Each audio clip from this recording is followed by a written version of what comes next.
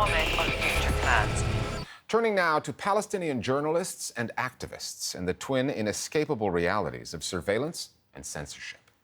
Since 2015, the authorities in Israel have arrested an estimated 1,000 Palestinians for content they published or shared online.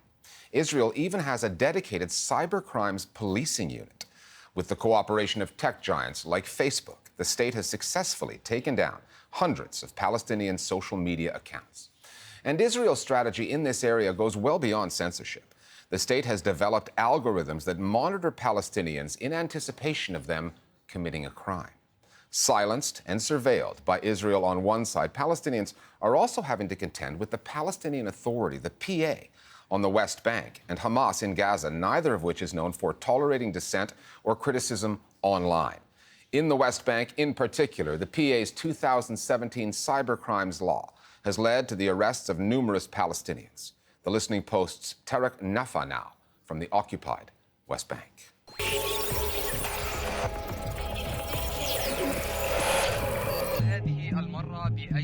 This past week, Ali Dar Ali became the latest Palestinian journalist to be charged with incitement.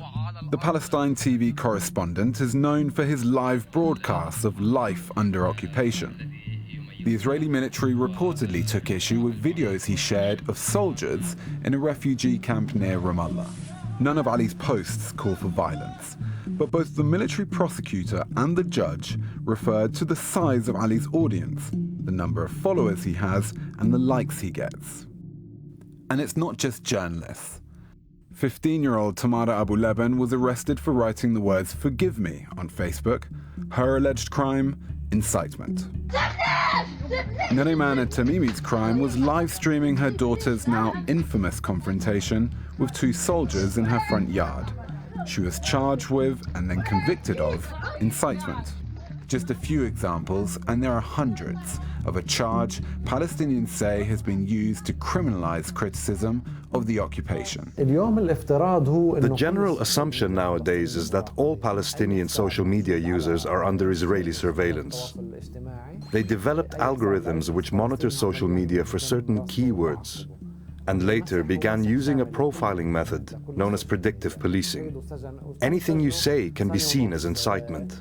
The poet Darin Tatur was just imprisoned for saying, "Resist, my people, resist." So the word resistance is forbidden, as are phrases like, "I'm against occupation" or "I will resist occupation." It's all considered incitement.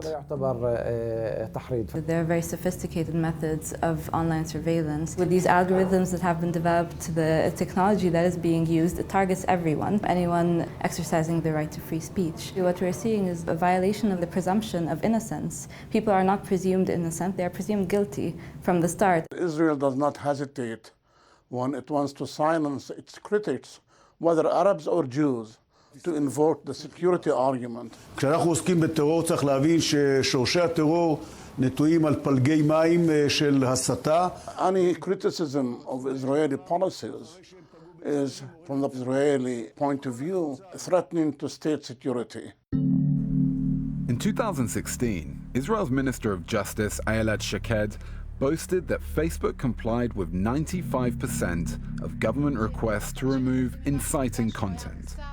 A new Facebook bill in the works would give the government the power to make that 100%. The ministry told the Listening Post that incitement cases are examined regardless of the nationality or origin of the suspect. But there seem to be double standards at play. Shaked herself once wrote a Facebook post that appeared to justify the mass murder of Palestinians who give birth to little snakes. She was not charged with incitement. And in 2017, the NGO Hamla found that Israeli social media users wrote an inciting post against Palestinians once every 71 seconds. However, prosecutions of Israelis for incitement are extremely rare. Censorship and monitoring are not the only ways Israel controls Palestinians online. It also operates social media accounts that target Palestinians with propaganda in their own language, a practice known as the militarization or infiltration of the Palestinian cyberspace. You have pages like the Coordinator, an Israeli general who publishes information that mainly targets Palestinians, and sometimes makes threats like, "We will enter this area in Gaza to occupy it again," or pages like "Bidna Naish, we want to live," which has a photo of dollars luring people to work with them. Then there are secret accounts like that of Captain Hussam, an Israeli intelligence officer who writes to people and asks if they need help getting a work permit. In other words, they play with Palestinian emotions as well as their need for money to get them to work for them.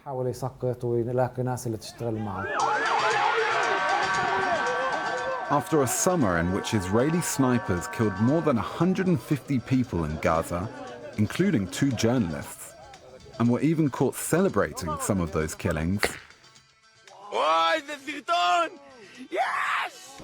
the Israeli government announced plans for legislation that would outlaw filming Israeli soldiers for, quote, the sake of shaming them.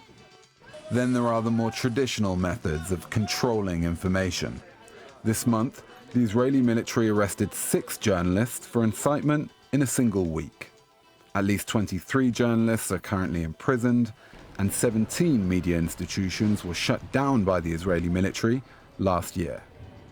But navigating Israel's system of control is only part of the challenge. Too often, Palestinian journalists have come to expect the same kinds of intimidation, surveillance, and monitoring at the hands of their own government in the occupied West Bank, the Palestinian Authority.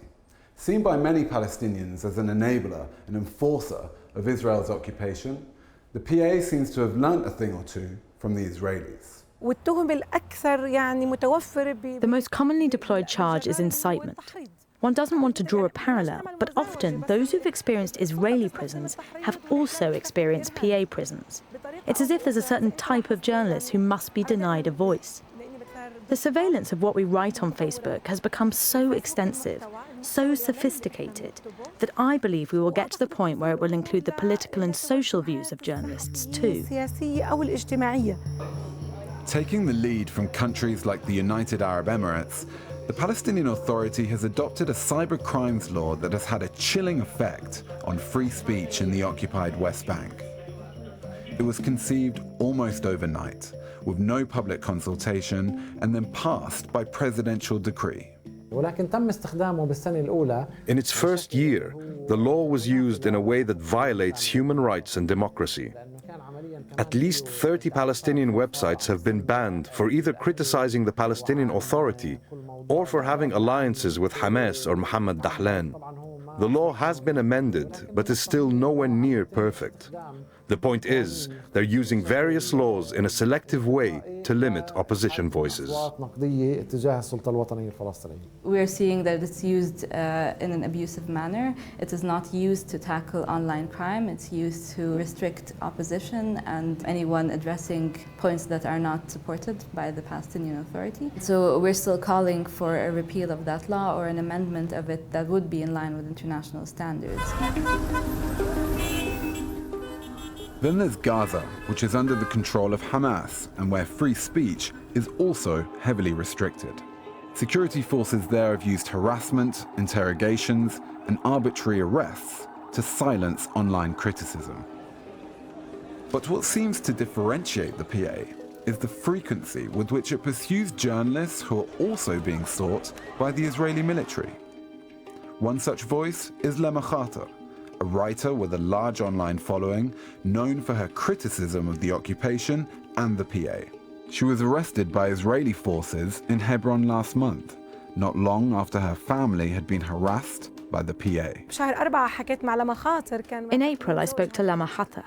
The Palestinian Preventive Security Forces had detained her husband. She told me they asked him, "Why don't you stop your wife from writing? Aren't you a man?"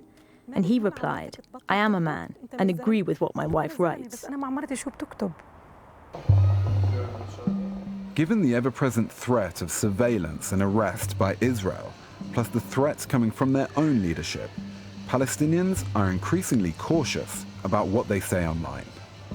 A study by Palestinian NGO Meda found that 90% of journalists practice self-censorship out of fear for their own safety.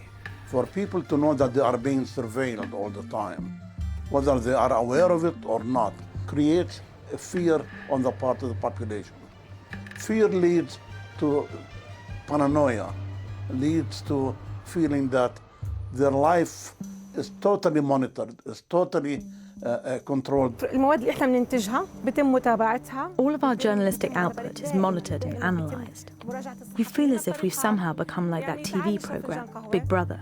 Everyone is watching you. Israel is watching you. The PA is watching you.